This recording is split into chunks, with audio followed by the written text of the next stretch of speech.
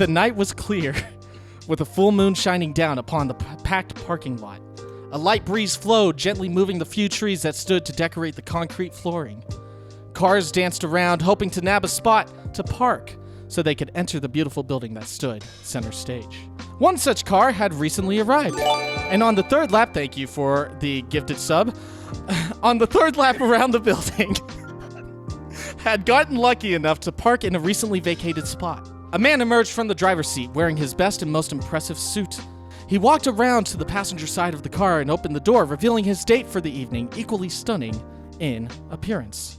As they approached the building, they could hear music coming from a pair of speakers outside the entrance. It was pleasant music, matching the pleasantness of the establishment. Ah, yes. Thought the man to himself. There's only one place that could bring such joy at the mere thought of it. This is perfect. He swung the first door open and followed his date through. She returned the offer with the following door, allowing him to pass first. They approached the front desk where a kind younger lady awaited. Hi, welcome to Chili's. She said with a smile. Just two tonight? That's right. This wonderful land of joy and flavor was none other than Chili's. The couple nodded their heads in unison. It would just be them enjoying this supper tonight. Very well. Please follow me. She replied, her smile plastered to her face. Plastered, oh god. She led them through the crowded eatery, weaving past waitstaff, bringing out delicious meals and appetizers of golden, flaky, awesome blossom onions, and the baskets of chips and salsa. Chili's, eat fresh. Wait, that's Subway, sorry. Eventually, they arrived at a booth in the far back right of the restaurant. Is this okay? The greeter asked, the smile never wavering. The man replied with a polite, Hey, thanks.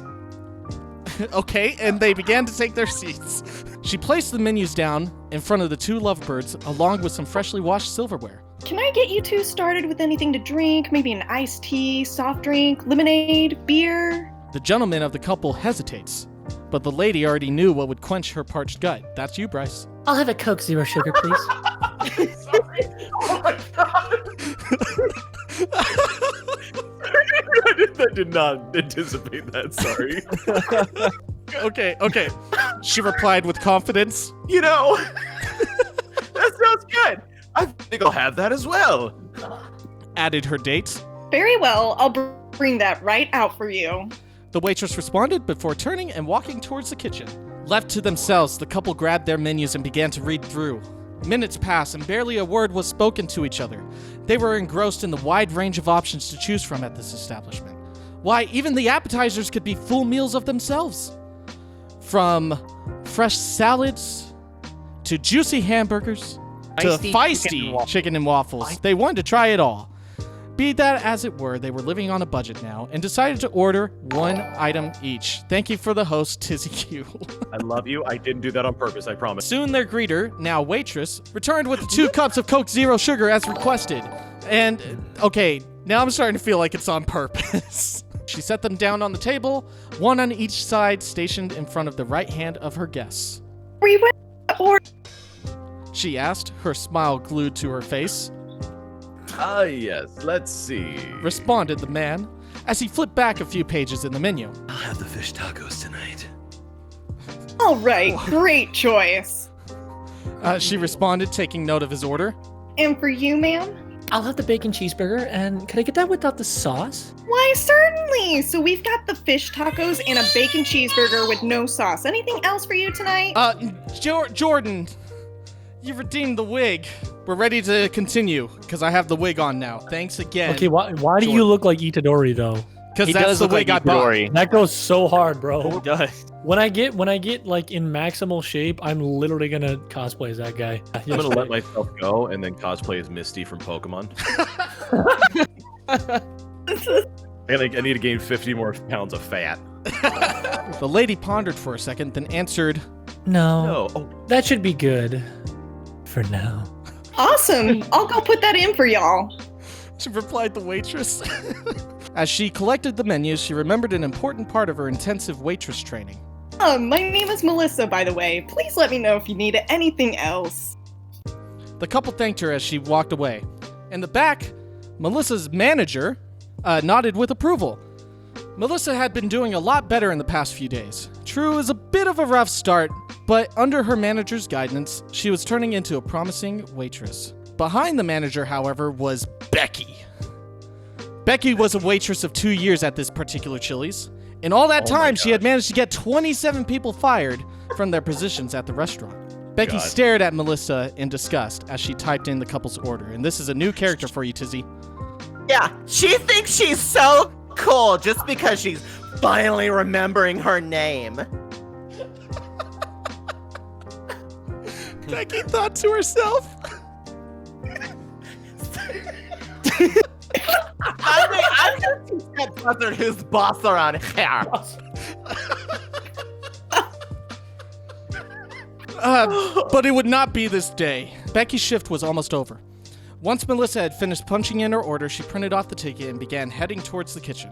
With Melissa out of sight, Becky walked over to the system, confidence oozing from every step. Out of the way, you tart-stained turkey muffins!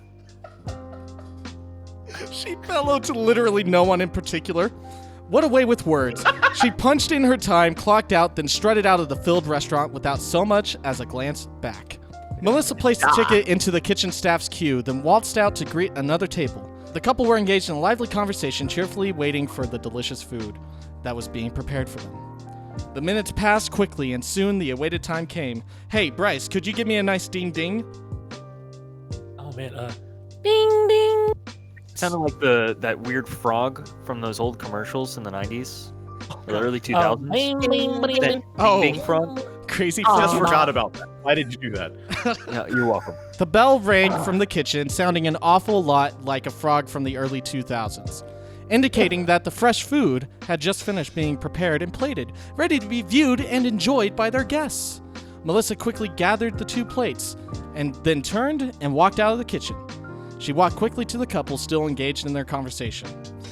Not wanting to intrude too much, she says directly in the middle, she quietly began to set down the plates while they brought their current conversation to a brief pause. Hey, can I get you guys anything else right now? Any refills? She asked. She was on fire tonight. I think we're good. For now. Thank you.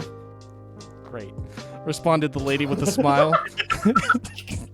She was ready to dig in, Very well, enjoy your food. said Melissa as she turned and walked away towards another table. As she got further, she could hear the satisfied mumblings of the couple as they bit into their chosen meals. Another incredible meal delivered. She thought to herself with a smile. That smile was the last straw for Becky, who had returned to the restaurant. She couldn't get that smug face of Melissa's out of her head. Something needed to happen tonight after all. Hey, rat bag! Yelled Becky, referring to Melissa. The restaurant quickly went quiet as Melissa turned around. Not again. Whispered her manager under her breath. Let's settle this once and for all like real men. Becky bleated as she pulled out her emergency baseball bat from behind the counter. Becky, what the Southwestern egg rolls are you doing? Replied a stunned Melissa. There can only be one overlord of the fresh taste food! Becky roared. That honor belongs to me! Becky von Snackerton!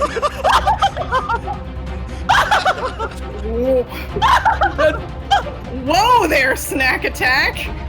Melissa replied, taking a step back, but Becky was done with words. She indicated this by yelling. I'm Was done that with words! There we go. My neighbors think I'm on crack right now. They have to. Okay, she kicked her right leg back like a bull ready to charge. Then she charged forward like a bull that had gotten ready to charge forward and followed through on that action. Melissa was stunned. She had taken an oath of non-violence and acceptance only 2 days prior. Determined to leave her violent past behind, Melissa's smile was replaced with a fearless smirk. She had accepted the baseball bat coming at her face. Bryce, give us a smack, please. The bat cracked and split on impact with Melissa's face. She stumbled for a second, the world spinning. Soon, however, gravity won and she collapsed, losing consciousness. Snackerton Smackdown! Becky yelled. One of her famous attacks. Melissa personally felt that Smackerton or Snackdown would be a more concise name.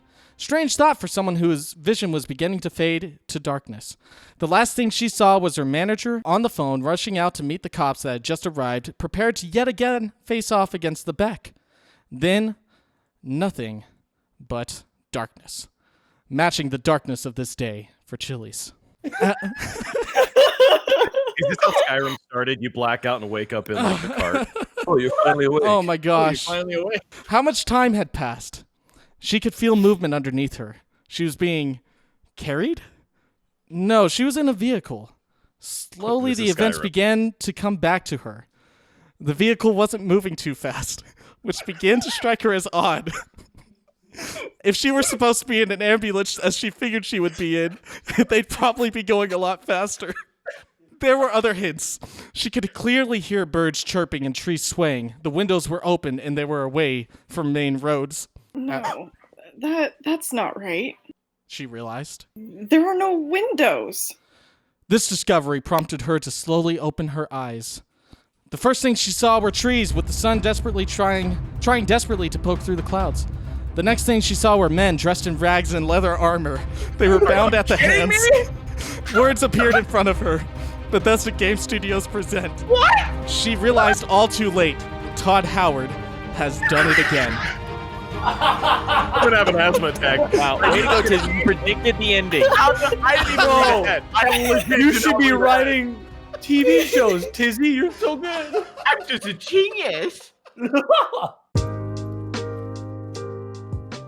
Chapter 1. How did this happen? As her head lay resting over a bucket of decapitated heads, this one thought repeated in Melissa's head. She tried to once again run through the series of events that led to her laying underneath a well-used guillotine. She was just at Chili's, working her dream job, serving people dream food and joy like she had always dreamt of doing. Yeah, living the dream. It had been a good night, too. Happy customers excited as delicious burgers and fresh crispy tenders came soaring out of the kitchen. Laughter resonating across the beautiful interior of the Restaurant of the Gods. She was even remembering to give her name out. But then, Becky got involved. That's where it all went wrong. That jealous Yelper just never understood the Chili's way. No, she was more Applebee's in her approach. Especially that whole baseball bat to her coworker's face thing. That's such an Applebee's vibe, and that's not how Chili's do. Then, it all went black. As Melissa came to her senses, she realized she was out of place, time, and maybe even luck. Her hands were bound, along with several other prisoners. Their horse-drawn carriage bustled along until it reached the gates of a small rustic village straight out of the medieval era. Without any chance to gather herself, she was ushered out of the cart and lined up with the rest of the ragtag gang of passengers. She watched as they went up one by one to lose their heads until it was her turn. Now laying under the blood-coated blade, she began to understand that something was very wrong here. This was not the world she knew. Everything was all backwards. She always knew that her oath of non-violence would bring about challenges, but nothing could have prepared her for this.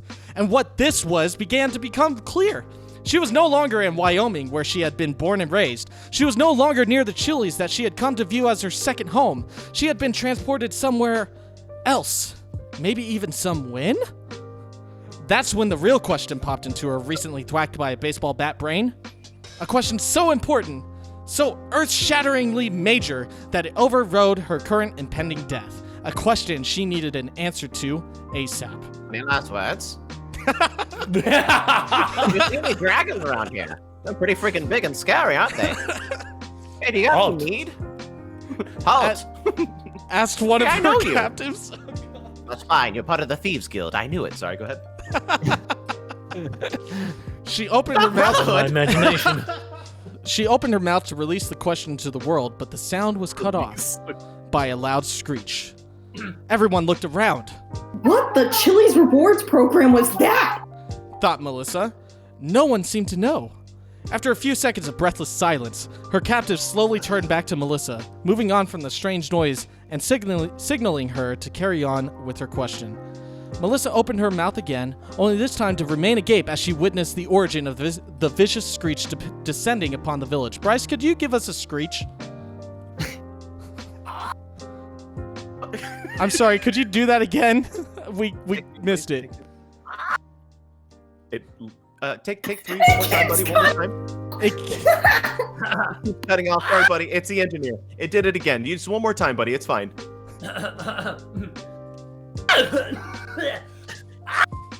It literally keeps cutting off. It thinks every it's single like time. white noise. All right, I'm gonna get closer. Okay, that's perfect. That's enough. Oh God, that's great. Massive scaly wings sprawled out slowly and powerfully, forcing the wind to support its own idea of gravity. Its head protruded out from a long reptilian neck. Giant clawed feet grabbed the roof of a watchtower nearby, sending chunks of building everywhere in the process. What in oblivion is that?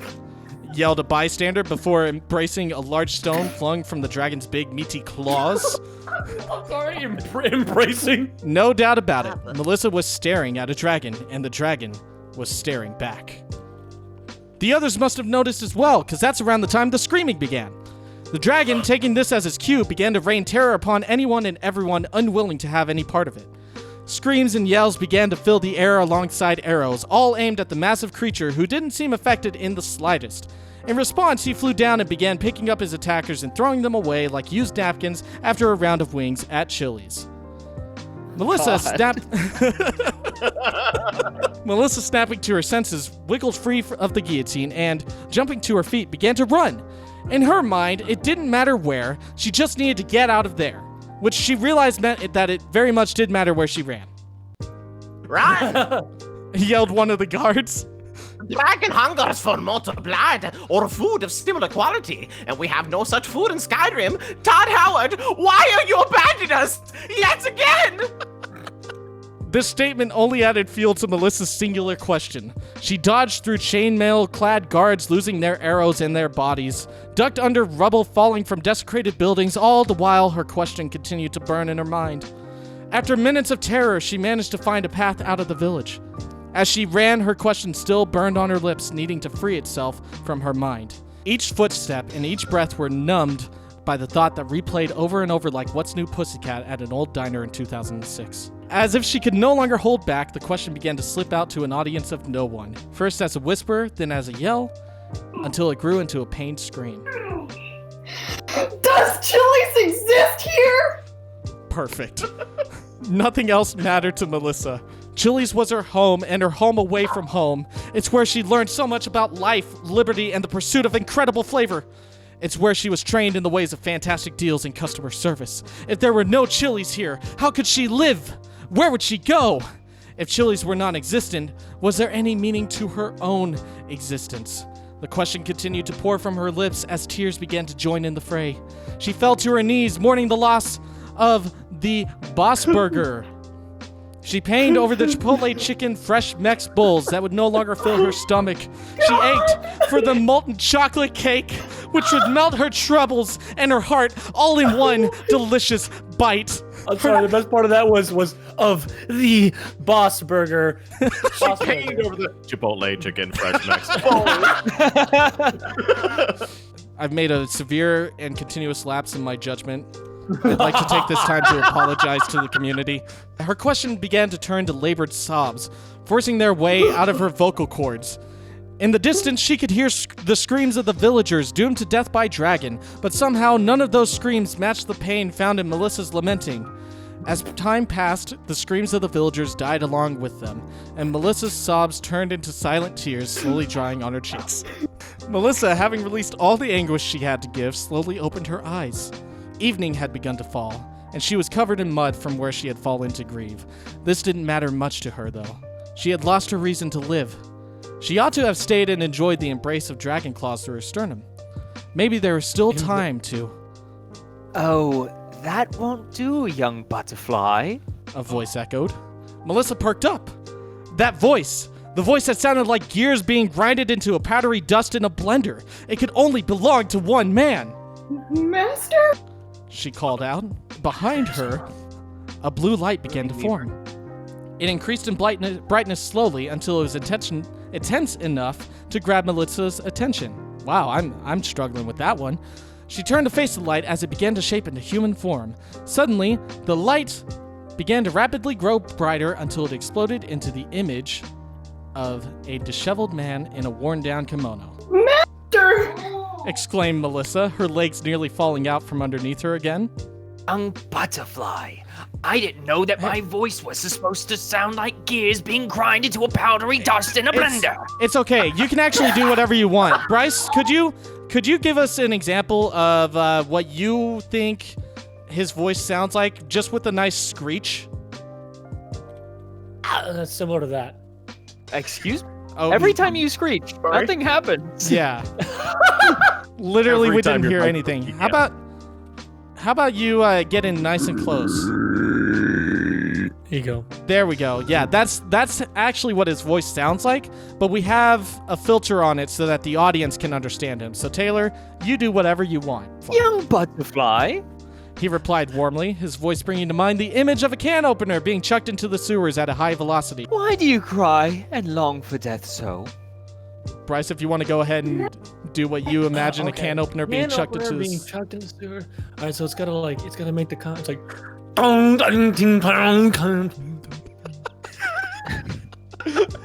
Perfect. What? You know, it's gotta have that. It has the 10 out of initial 10. resonance and then the echo of multiple phones. You know. What? Replied Melissa. She always did have a hard time understanding what he was saying. I said! He replied, his voice mirroring a printer having a seizure. Why do you want to die? Sorry.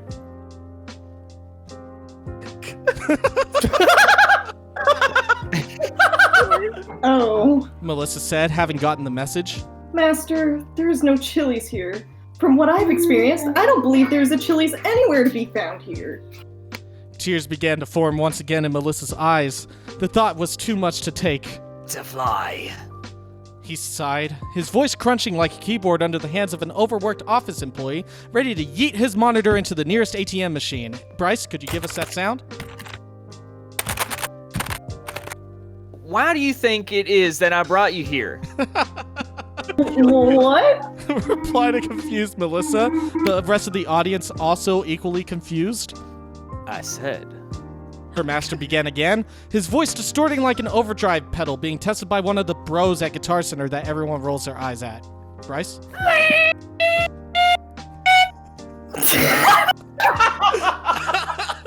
Holy crap! Oh my god! It just kept cutting out. No, I heard what you said the first time. I'm just so confused by what you mean. She replied. Oh, Master let out, his voice chomping like a pile of cheese graters thrown into a truck bed by the gentle hands of a tornado. All right.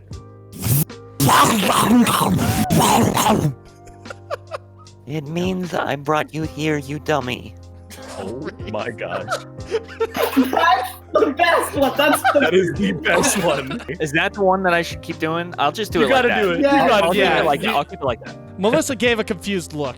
That didn't make sense. For one, her master was dead. Years of smoking storm drain pipes would do that to you. Second, he never attained reality bending power while he lived. It was his one regret. You're probably thinking that I never learned how to bend reality, and it was my one regret. Aren't you? He guessed, his voice churning like a disco ball that was not feeling the groove and instead feeling the vibes of a final destination tool of destruction. Well, the thing is, I lied. I've been bending reality like nobody's business. All right, Bryce, could you give us an example of what's actually happening? The groove? I'm not feeling this. This feels more like Final Destination. Perfect.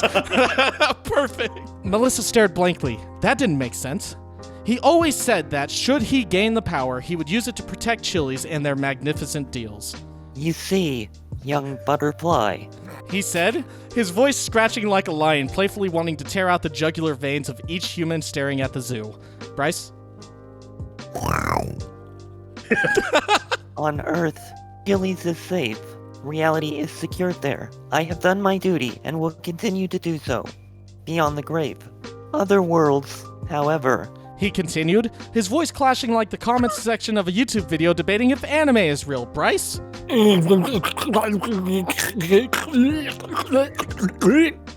That was the most accurate thing I've ever heard, and it's terrifying. Never do that again, and may God have mercy on your soul. Actually, could you just start reading the comments from the Evil Cake Studios video? Could we not talk about that? Could we not talk about right. that? Other worlds are falling. They have no chilies to restore balance to their lands. They are falling to disarray. And I can't help them alone.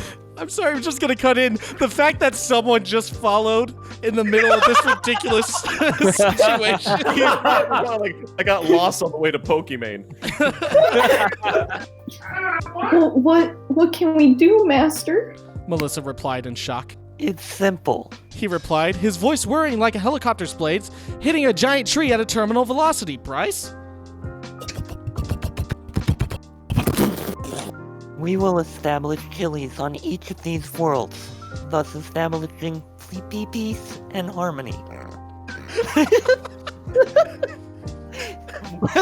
I didn't mean to do that. Okay. Well,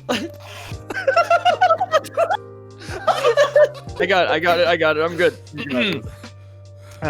well, I say we. I mean you. I'm dead, so I can't. Ha ha. Melissa stared. She was going to build a Chili's here from scratch? By herself? And then do it again on other worlds? That's not. I just feel like I had to say fly butter.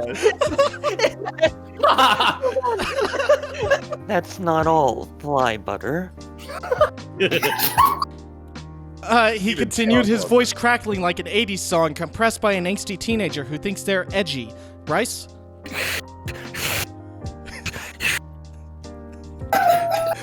It literally just kept cutting out. I believe our enemy is on the move as well, trying to use chilies to rule from the shadows. Enemy? Ruling from the shadows? Repeated Melissa. Wow, quite the parrot today, ain't ya? Replied her master, his voice popping like a distorted vat of oil frying in a nuclear power plant.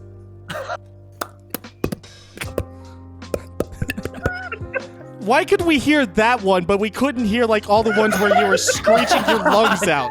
Chili's is meant to be the symbol of freedom and amazing flavor. Retorted Melissa.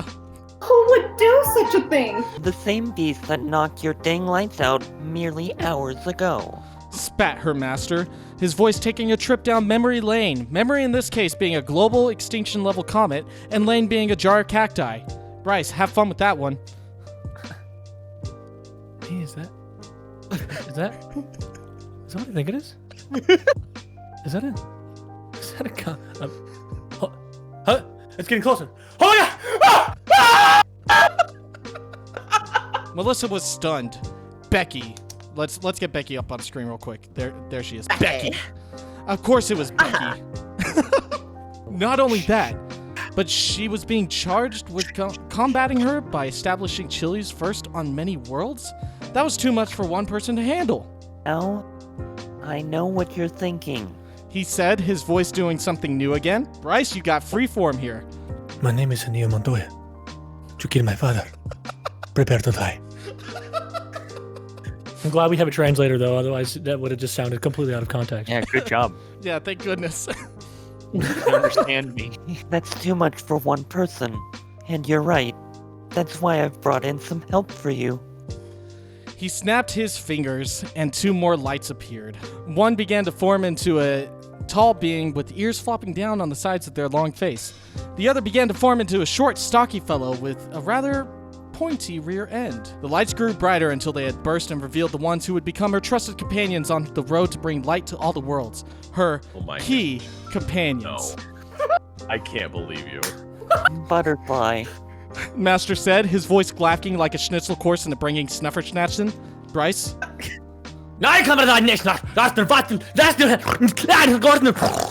Sir, this is Walmart.